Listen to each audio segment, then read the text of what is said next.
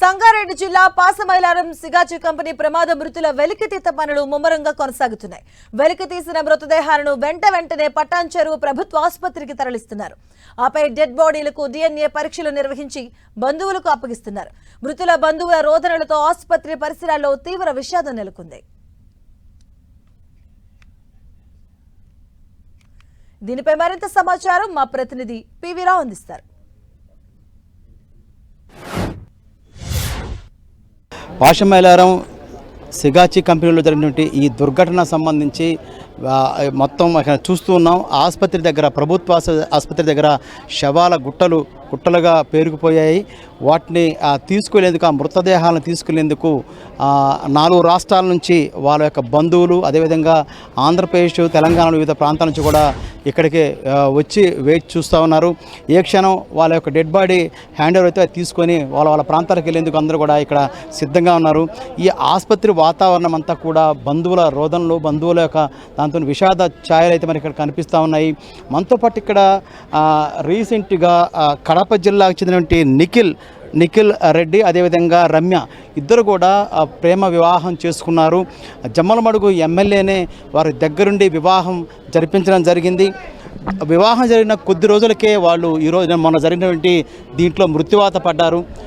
వారి బంధువులందరూ కూడా ఇప్పుడు ఆ యొక్క డెడ్ బాడీని తీసుకెళ్ళడం కోసం ఇక్కడికి వచ్చారు. వారితో మాట్లాడే ప్రయత్నం చేద్దాం. చెప్పండి మేడం, ఎప్పుడు తెలిసింది మీకు ఈ వార్త? పొద్దున తెలిసి నిన్న పొద్దున ఇట్లా అయ్యిందని జరిగిందని తెలిసింది. ఈ రోజు చనిపోయిందని తెలిసింది. ఇప్పుడు పోస్ట్ మార్టం అయిపోయిందా? అయిపోయింది సార్. మీకేమవుతారు? నాకు ఫ్రెండ్ అవుతాడు. మీకండి?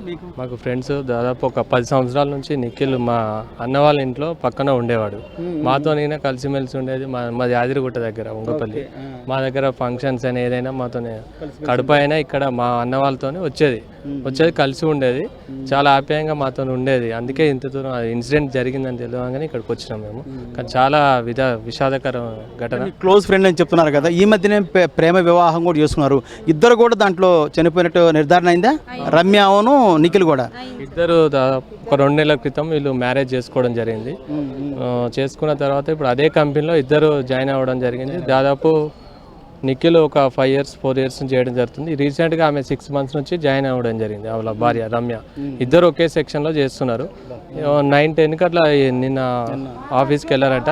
ఒక 10 minutes తర్వాత ఈ ఇన్సిడెంట్ జరిగిన తర్వాత నుంచి మాకు నిన్న నుంచి అక్కడనే ఉన్నాం.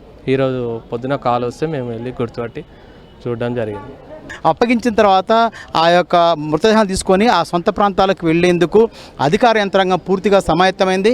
వారికి అన్ని వాహన సదుపాయాలు ఏర్పాటు చేశారు.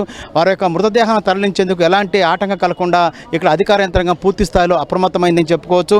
మనం చూస్తున్నాం, మార్చురీలో విషాద ఛాయలు అలుముకున్నాయి. రేపు సాయంత్రం వరకు కూడా ఇక్కడ బంధువుల్ని, ఎవరైతే మృతుల్ని గుర్తించడం, ఆ బంధువులకు అప్పగించే ప్రక్రియ అయితే మాత్రం ఇక్కడ కొనసాగే పరిస్థితి కనిపిస్తోంది. కెమెరా పర్సన్ వినోద్తో పివి రావు, 10 TV, ఆసుపత్రి దగ్గర నుంచి.